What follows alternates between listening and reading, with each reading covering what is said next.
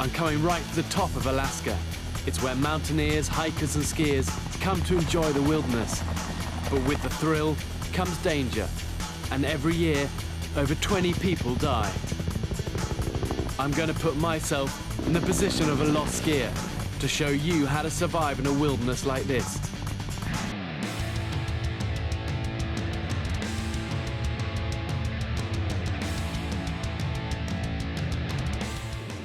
I've descended at least 5,000 feet now, and at last I'm leaving the high snow faces behind.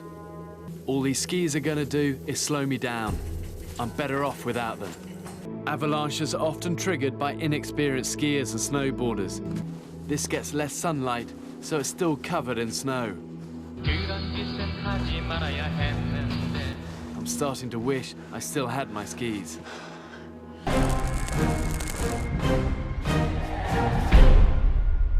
But the slope below me is over 300 foot.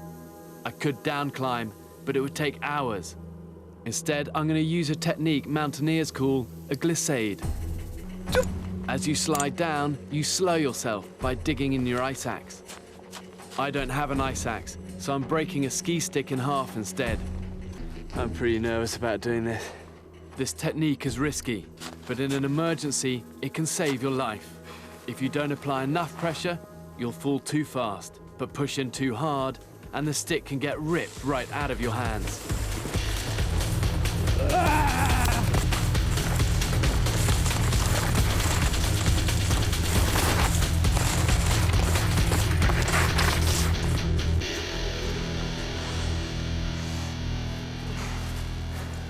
That was fast. And that's like speeding my time.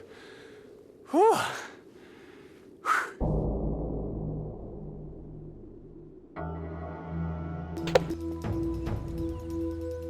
The landscape is beginning to open up, and I can see the tree line ahead. Know that most Alaska villages are along rivers, and if I can find one, it should lead me to people. But first, I have to get through the deep undergrowth. I know this is bear country. Both black and brown bears live here. Brown bears can weigh up to 1,100 pounds, grow to 9 feet tall, and can tear a man apart. Look, you can actually see where the bear here has been scratching along the tree, and this is what they do. They come along, they scratch, and they rub their back against it, and you can see actually where the bear's fur is there, and this is all part of it just marking its territory. This is bear crap, and the good news is that you can see in this poo little seeds from berries, and that means there are going to be berries somewhere around nearby. The bad news is it means there's a bear around somewhere. This is only about a day old. What I'm making here is what's called a half-dome shelter. And if I push that end in here and then bring these two together, and then what you do is just start to interweave it. So in a place like this, where it's only dark for 4 hours, a full night's sleep is gonna be difficult. It's about 2 a.m. and I can just hear something rustling around. To see, can you hear this? Listen, listen. Whether it's a moose or whether it's a bear. I hope whatever it is, it will leave this bear alone. It's dawn on my second day stranded in Alaska. And I'm getting a bit cheesed off. But I think that's all right when you've been wet all night. I've seen a river at the bottom of the valley, and that's where I need to get to. Now I've found it, this is great news. After several miles, the river widens. I must be nearing the coast. At last, the sea. Hey, look at this, look, it's a dead salmon. And look, there's another one over there. This is great news. It means the salmon are using this to run upstream. They'll find the exact same river they were born, even the same tributary, return to it, lay their eggs, and then they'll die. The river is packed with king and pink salmon, and then they'll die. There must be 1,000 salmon in this pool down here, and then they'll die. But I reckon if I can spook them and drive them up into the shallows, then I'll have a good chance.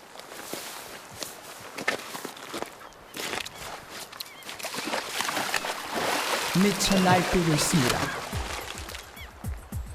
My tactic's working. The fish are going just where I need them. I can see just loads and loads of them there, and they're in about 6 inches of water. I'm waiting for the perfect opportunity. As I stand motionless, the fish start to come closer, but they always seem to be just out of my reach. And they say the key for fishing is patience. I'm probably the least patient person you'll ever meet. Now I'm going to take a more aggressive approach. Upgrade complete. Evolution complete. Round 1, fight!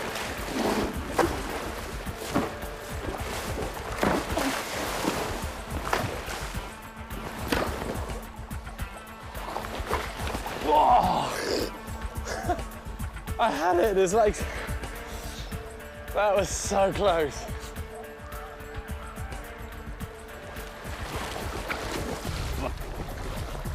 I got it. Come here. And this one is gonna be a cracker.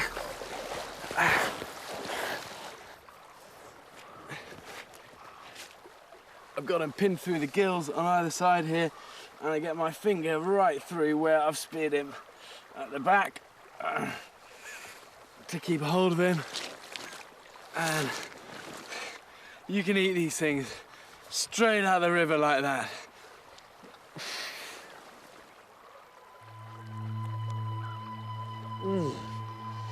That is like the freshest Alaskan salmon you can possibly have. I've always liked sushi, and in the local IAC communities, the annual fish runs were the primary food source for the entire year. Fish are packed full of protein, and the scales are small on a salmon, so you can eat the skin as well, as it contains high levels of fat. Just what my body needs to keep moving. It's been 2 days now since I had a square meal, and I'm going to take full advantage of this feast. Hey, look at this, look. See those cabins? I can always guarantee you there's going to be somebody living in that, a fisherman or something, and I think I've made it. Hello? It's deserted. 확실하지 않으면 승부를 걸지 마라 이런 거 안 배웠어? Oh, this is great, look. This could well be the key to me getting out of here. One of the core lessons of survival is to be open to every opportunity, and this boat provides me with one. I just need a paddle, and this spade will do the job.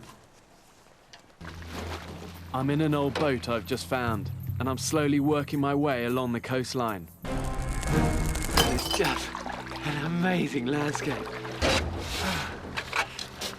You can see how much damage these things can do.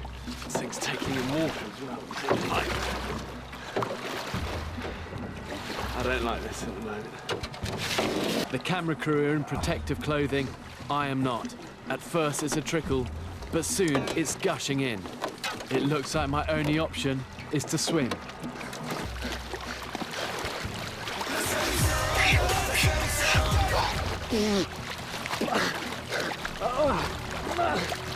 If you get soaked in a cotton t-shirt and a pair of jeans in conditions like this, you need to get them off fast. You'll survive longer naked. My jacket has stayed dry in the backpack, and this will save me. If I have to spend another night here, I'll need food and shelter.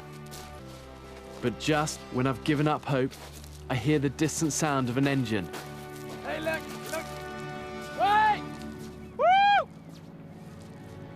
There's a boat out there. They've seen me. I'm on my way home. This has been an incredible journey.